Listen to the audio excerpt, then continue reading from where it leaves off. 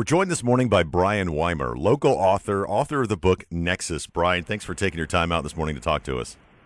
Oh, thank you, Gene. I appreciate that. I've got Nexus in my hands, and I've talked to you at the Phoenix Festival. I have a copy of it. My daughter, who reads everything, can't wait to get into it. I know the book is teen-friendly, the content's okay, and there's no foul language. Is this your first book, Nexus? It is my first.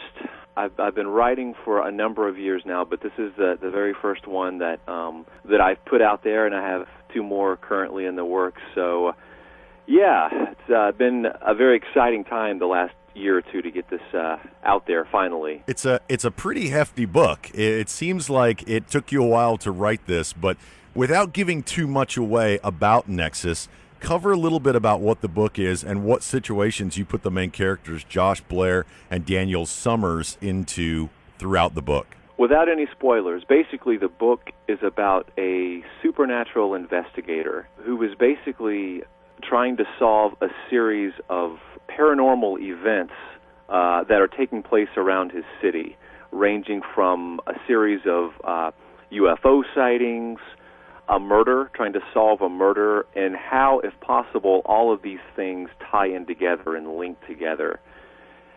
So you have that going on one level, and it's kind of a supernatural, sci-fi, suspense, thriller, horror. So it kind of crosses all these different genres. I was going to ask you what genre you put that in, so let me get that straight. It's sci-fi, suspense, thriller, horror, mystery. And you could call it a biblical thriller, too, because it has really strong biblical Christian elements to it, but that doesn't mean that if you're the reader, you have to necessarily believe that. So you can pretty much either believe that or not and still enjoy the book on several different levels, I think. First of all, where can people get it right now if they wanted to get it today? Right now, it's available on Amazon.com. Here in the next week or two, it's going to be available for Kindle download, digital format. But right now, Amazon is the main place. I've spoken with some of the local authors here around Birmingham about getting it into the bookstores here, and so that's coming along here in the next month or so. But yeah, right now it's just available online, and it is a hard copy. It's in paperback. It's about 460 some odd pages. So you're correct when you're saying it's a pretty decent sized novel. Yeah. I believe that each novel weighs about a pound, and so actually, if you don't enjoy it, you can actually probably work out with it. So that's a good thing to know. Take it for a walk. Get two of them, one for each hand. Let's jump away from Nexus real quick. Tell me a little bit about your background. I grew up here in Birmingham and graduated from Hewitt-Trussville, moved around a lot growing up, and then I attended Southeastern Bible College a number of years ago and graduated from Southeastern with a degree, with a bachelor's in theology and biblical studies. And so that has allowed me the leverage, hopefully, to be able to know what I'm writing about. Is all of your writing from that biblical theological base? Does everything start there? I would say on some level, but at the same time, I don't feel that it's preachy. I feel like there's enough Christian fiction out there, if you want to term it that way. I hate to label something, because sometimes when you label something, you narrow it into a smaller margin than what it could possibly be for potentially. I understand. I love writing from a belief base. I have another friend of mine. She writes Christian romance novels. You think what we do is difficult? Try writing a Christian romance novel. Brian, tell me some of the inspirations that are behind this book. How much of you is in here, and how did you wind all of these different things together? The UFO sightings, the mystery, and everything. How did you come to that? That's an excellent question, Gene, and I appreciate that. Nexus stems back to, basically, in a nutshell, everything that I grew up loving as a kid.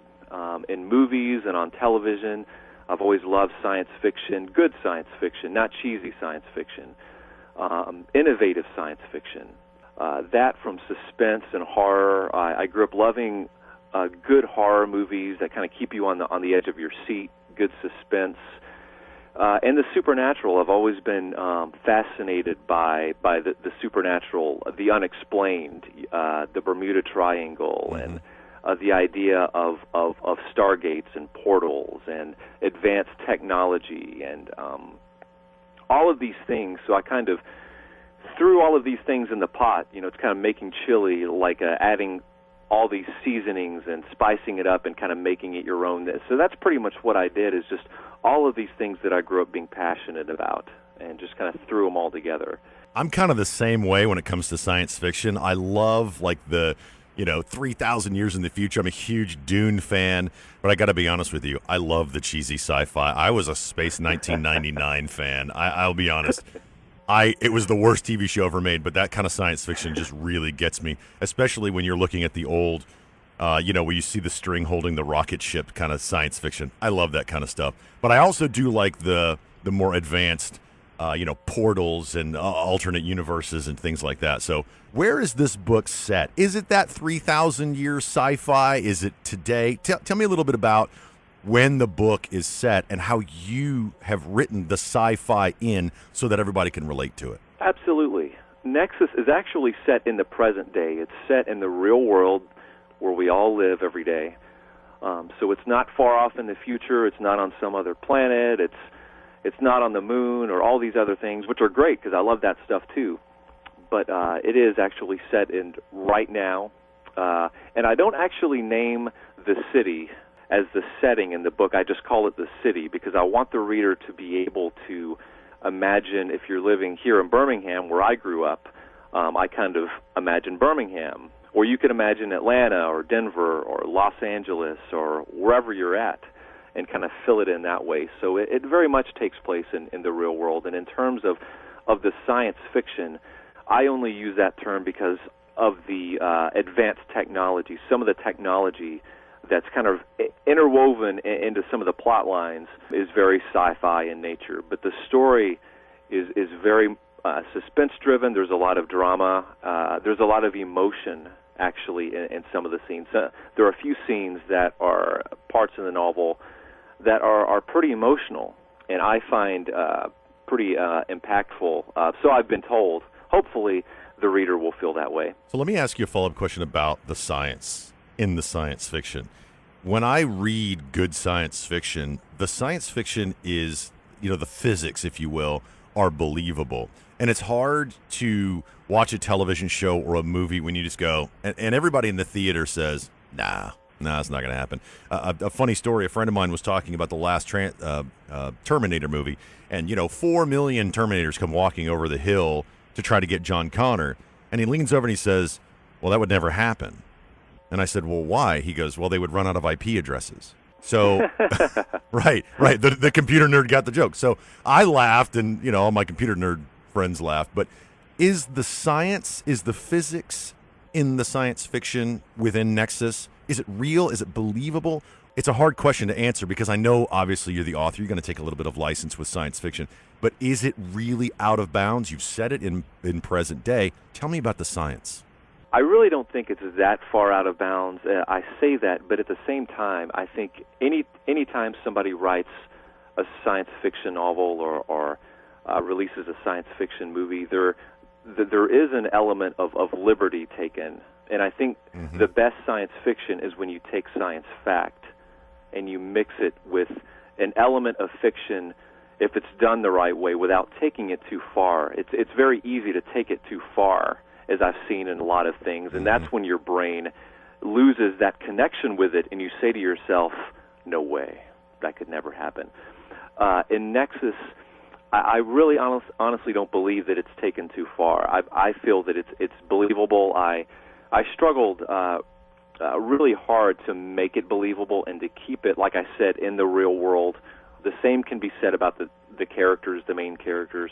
Very real characters, flawed, very imperfect, very relatable, because if there's one thing I've discovered, as well as watching or reading science fiction, if you can't connect with the characters on a personal level, on an emotional level, you're going to lose any investment that you're going to have in reading it, and you're not going to want to read it anymore, because that's happened to me before. Mm-hmm. So that's another element that I really wanted to write: strong characters, strong science fiction, strong suspense, strong narrative, good dialogue, and mix all of these things together and avoid a lot of those pitfalls that a lot of people make. What are you looking at doing next? You said this was your first novel. You've got other projects that you're working on. What's next for the local author Brian Weimer? Well, I'm actually currently working on the second novel, which is a follow-up to Nexus.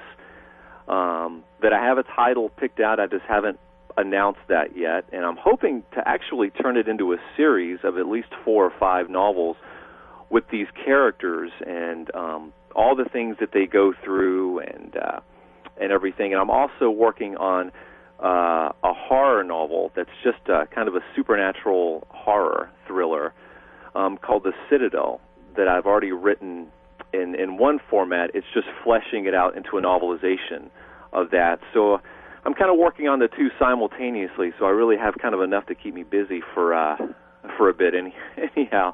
I've always found that when I write something, I put it down for months and months and months on end, and then something tells me to pick it back up and write a little bit and then put it back down for months and months and months on end. I've been working on the projects that I've wanted to write, and I'm not a writer, please don't. I'm a storyteller. There's a big difference. Writing is work. Storytelling is fun. So I'm a storyteller because I don't want to do the work as far as writing. But I understand what you start a project and 4 years later you're like, I probably need to finish that. You know, what's interesting, you mentioned that, Gene. When I first began writing Nexus about a decade ago, I actually wrote it in a screenplay format because I'd never written a novel before, and that was way out there. I didn't think I could ever write a novel because it was, you look at these people like Stephen King that just put out novel after novel after novel, and that just seems kind of in the ethosphere somewhere, kind of way out there. But actually what I ended up doing was adapting the screenplay over the years, over the last decade, revising it, and revising it. One writer once said that there's no such thing as writing, only rewriting, and I believe that he had a good point there. Mm-hmm. And I just ended up expanding it and making it better and turning it into a novelization because you know, face it, you have to start somewhere. So I'll match your anecdotal quote with another one. No work of fiction is ever completed, just abandoned. And that's probably why you're on to book 2 now. Now, look, the book is Nexus. It's a great thriller, science fiction, mystery, thriller from enough biblical base. I think you guys are going to love it. The book is Nexus, Nexus. It's from Brian Weimer, a local author. When you go to Amazon, you can either search Nexus or Brian Weimer. His last name is Weimer.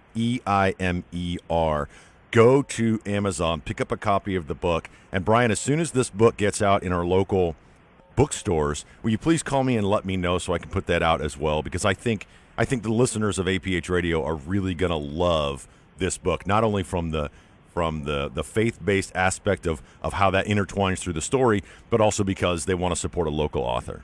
Absolutely, Gene. I'll be sure to let you know that's something that I'm hoping here in the next 2 to 3 months that we'll see that come to fruition. So I'm very excited about that. Brian, thank you so much for joining us this morning. Guys, go get the book, Amazon.com. It is Nexus by Brian Weimer. You will not be sorry. And when you read the book, call me and let me know and give me some testimonials because I know Brian wants to know how well you guys love the book. Brian, thanks again for joining us this morning. You're welcome. Thank you, Gene.